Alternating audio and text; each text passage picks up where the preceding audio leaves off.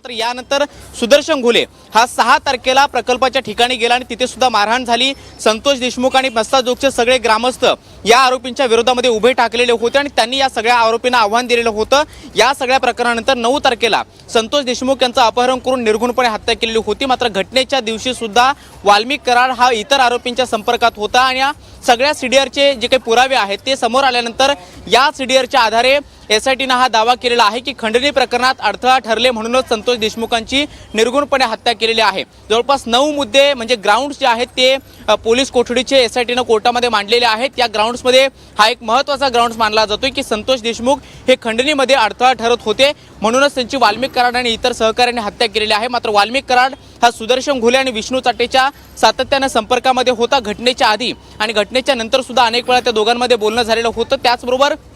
सुदर्शन घुले यांना आपल्यासोबत जे काही साथीदार निवडलेले होते त्यामध्ये जयराम चाटे, त्याचबरोबर प्रतीक घुले, सिद्धार्थ सोनावणे, महेश केदार ह्या सगळ्या आरोपींचा समावेश त्यामध्ये होता आणि प्रत्यक्षात या आरोपींनी जरी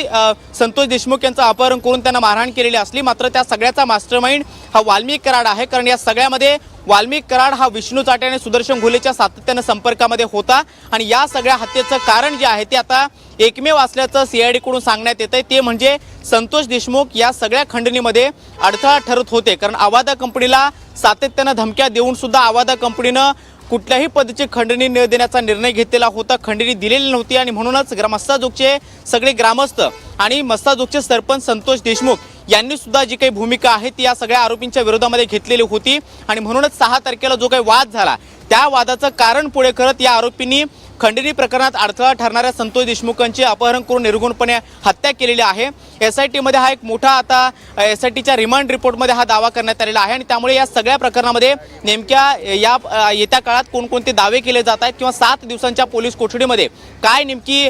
खुलासे